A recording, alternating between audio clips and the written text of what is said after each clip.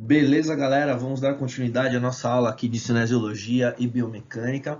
Agora na unidade 2, seção 3, e nós vamos falar aí da anatomia funcional do tronco. Para começar, vamos falar das funções da coluna vertebral, né? A coluna vertebral tem por principais funções proteger a medula espinal passa lá no forâmen das vértebras.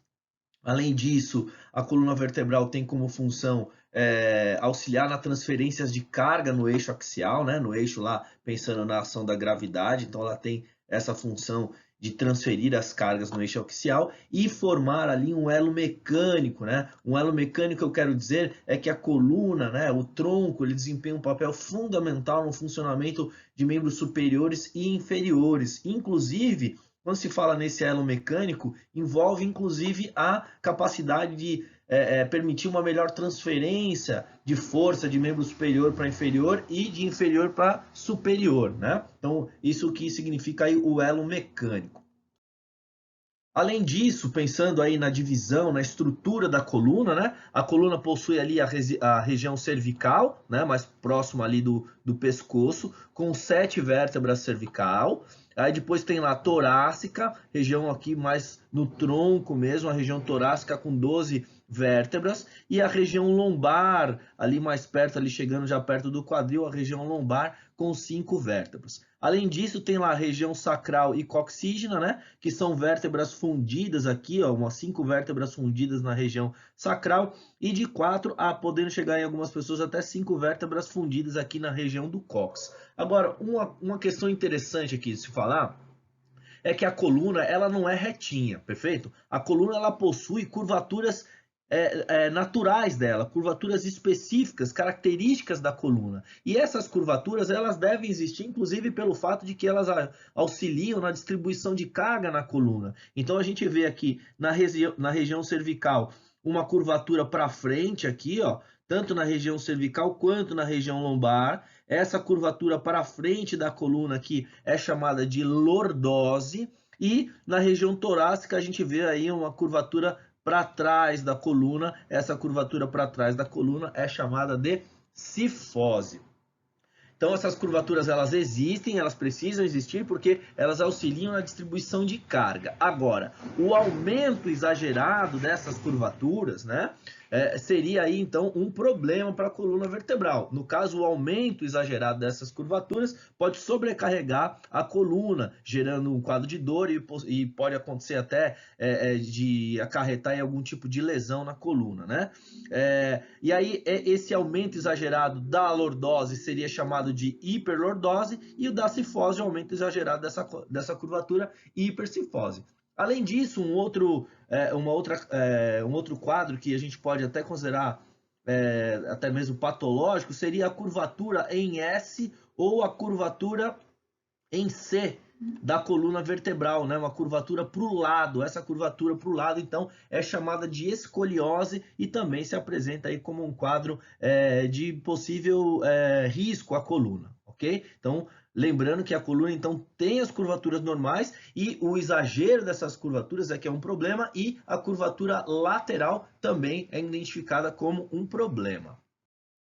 E aí, só para a gente ver aqui, né, a imagem das vértebras, perceba que as vértebras lombares, elas possuem uma área, um corpo maior do que as torácicas, e que as torácicas ainda maior do que as cervicais. Isso é pelo fato de que a coluna, a parte, região lombar, como ela fica mais ali embaixo, vamos dizer assim, é a base ali da coluna, né? Ela precisa realmente ter um corpo maior para suportar melhor as cargas, né? Ali na região lombar é onde há maior suporte de carga, então por isso que o corpo ali é maior. Nós já vimos nas aulas anteriores, né, que quando se aumenta a área de contato, diminui uma força chamada de pressão. Então é importante que a coluna lombar tenha aí esse corpo um pouco maior. Uma outra questão interessante da gente ver é que existe aqui o processo espinhoso, né, e os processos transversais aqui das vértebras, né, tanto na lombar quanto na torácica aqui, né. E isso é interessante lembrar dessas partes ósseas aqui, para a gente, assim que falar das demais estruturas aí e dos movimentos da coluna, a gente começar a repensar se realmente alguns tipos de movimento não seriam, a gente não deveria pensar com um pouco mais de cuidado, né? Evitando aí alguns exageros de movimento que podem acarretar em algum problema na coluna, ok? Aí, além das vértebras, né? Entre as vértebras tem lá o disco intervertebral, né? O disco intervertebral, ele é composto por um núcleo pulposo. Então tem aqui no meio aqui o núcleo pulposo, né? Esse núcleo pulposo, boa parte dele é água, entre 80 a 90% dele é água, e de 15 a 20% dele é colágeno aqui, esse núcleo pulposo. E por fora aqui, né? Por fora a gente tem aqui o anel fibroso. O anel fibroso, ele é constituído aí de quase metade dele, praticamente metade dele, de fibras de colágeno, né? Eles estão localizados ali, como pode ver aqui, entre as vértebras, e eles têm função de estabilizar melhor a articulação e auxiliar nas distribuições de força, já que como ele é um material muito maleável, né? Ele permite uma maior área de contato, ele permite um melhor encaixe entre as vértebras, o que auxilia aí na distribuição de forças na coluna vertebral. Mas há uma questão aqui que precisa tomar cuidado, sobretudo dependendo dos movimentos que vão ser realizados e o exagero desses movimentos, né, e até mesmo no treinamento, ou então em posturas inadequadas ao longo do dia, é que o que pode acontecer é esse anel fibroso, ele vir a se romper, né? Como tem muita água aqui, né? Ao longo do dia, a gente acorda aí praticamente, pode chegar até 2 centímetros mais alto, né? E ao longo do dia, a gente vai perdendo um pouquinho de altura, por quê? Porque com a carga aqui no eixo axial, a ação da gravidade sobre a nossa coluna, vai extravasando o líquido aqui do disco intervertebral, e a gente vai ficando um pouquinho menorzinho, vai perdendo a altura aí.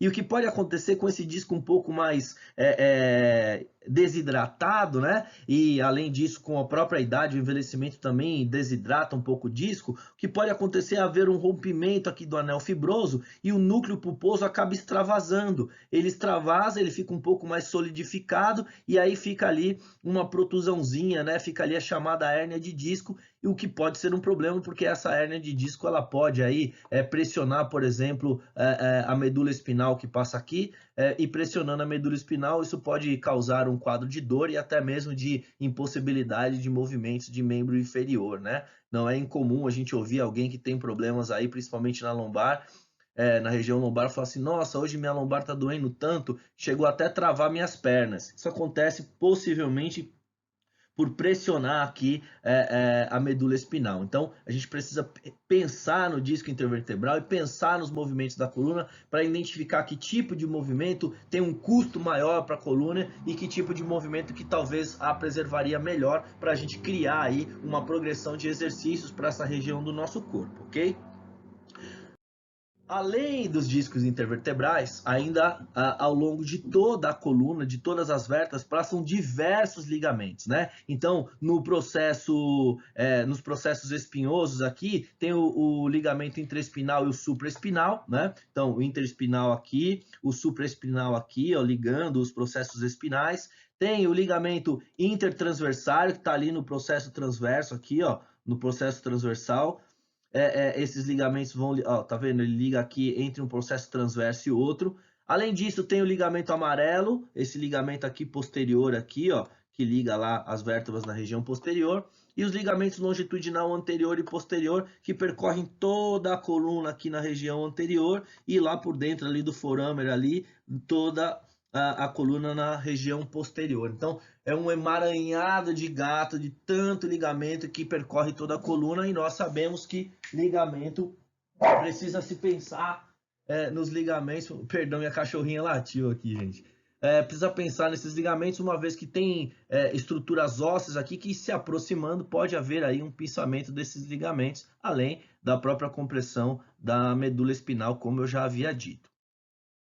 Aí é o seguinte, tem duas coisas que a gente precisa pensar, então, no sentido de preservar a coluna das pessoas. Uma delas é em relação à compressão discal. Quais são as posturas, as posições que aumentam a compressão discal? E uma outra questão é em relação aos movimentos. A gente refazer, repensar nos movimentos da coluna e verificar aqueles que possivelmente colocam aí em maior risco as estruturas da coluna, tá? Então são dois pontos que a gente vai refletir a partir de agora. A questão da compressão discal e a questão dos movimentos e do custo que esses movimentos têm para a estrutura da coluna, ok?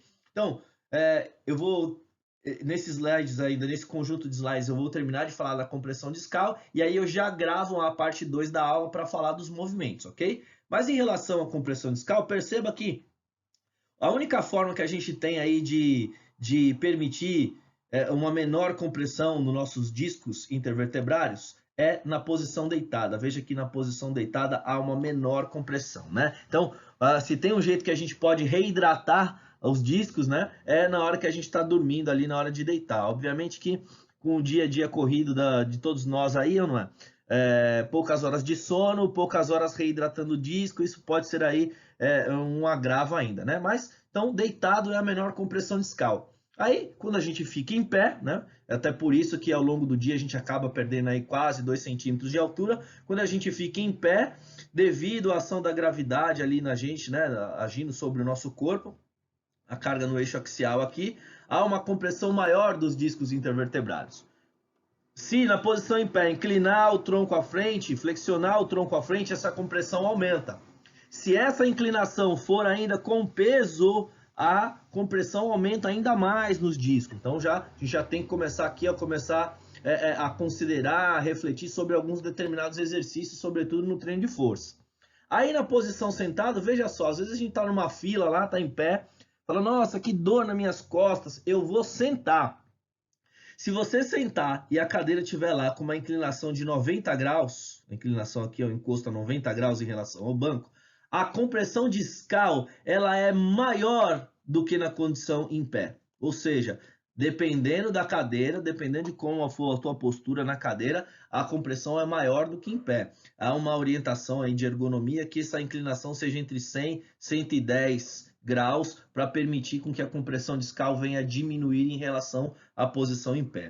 Aí vem, sentado com inclinação à frente, aumenta ainda mais a compressão discal. E por último, olha, sentado na pior condição para a compressão discal, é sentado com inclinação à frente, segurando um peso. Essa postura aqui, essa posição, é a que mais comprime os discos. E aí a gente precisa considerar levar esse tipo de informação para os exercícios, principalmente lá na musculação, para a gente repensar sobre, por exemplo, esse tipo de exercício aqui, não é? Ou seja, eu não estou dizendo que esse exercício está errado, ok? Eu só estou dizendo que ele tem um custo maior. Você está numa posição aqui em que a compressão discal vai ser altíssima, né? Sentado, com o tronco inclinado à frente e levantando peso. Então, precisa reconsiderar. Olha, não estou dizendo que é errado, mas se houver outras possibilidades para esse exercício, melhor. Né? Ou então repensar para quem que eu vou prescrever, já que nós nos formamos para cuidar de pessoas e não de exercícios. Então, é interessante a gente pensar para quem vai prescrever esse exercício para que nessa relação custo-benefício ele passe a valer a pena. Do contrário, talvez seja melhor pensar em alguma outra estratégia de exercício, tá? A gente vê também não só esse tipo de exercício, mas aqui na posição sentado mesmo, o pessoal fazendo o exercício de desenvolvimento, rosca direta sentado. Por que fazer a rosca direta sentado? Por que não faz em pé? Né? Não vai haver diferença nenhuma na articulação ao ser realizado o movimento e a compressão discal é menor. Então a gente precisa considerar esse tipo de situação. Além disso, em relação à compressão discal, a gente tem que lembrar que quanto mais distante uma carga tiver do eixo de movimento, nós já aprendemos isso em sistema de alavanca, aumenta o braço de alavanca resistente e, consequente, o torque na articulação. Desta forma, quanto mais distante tiver o peso da coluna, né, maior o torque na coluna, maior a exigência na coluna. E aí a gente precisa tomar um pouco de cuidado, porque a sobrecarga, então, ela passa a ser maior, com maior probabilidade de lesão. Nesse sentido, a gente precisa considerar esses tipos de exercício, né? Veja que nesse exercício aqui, por exemplo, o Stiffena, a distância do eixo articular até a linha de força de peso ali, a linha de força resistente, tem um braço de alavanca muito grande, gerando uma compressão, ou melhor, gerando aqui um torque na coluna maior do que quando este peso está aproximado da linha do eixo articular, ó, tá vendo? A linha está mais próxima aqui, um braço de alavanca resistente menor. Então, os dois exercícios estão certos, mas a gente precisa, levando em consideração essa estrutura da coluna, criar uma progressão de exercícios. Considerar que tipo de exercício eu vou colocar primeiro, sobretudo para um aluno iniciante. E aí a gente cria uma progressão do exercício mais simples, que exige menos da coluna, para o exercício que exige mais da coluna. Vou terminar esses slides por aqui e já sigo na sequência com a parte 2 dessa aula. Grande abraço a todos!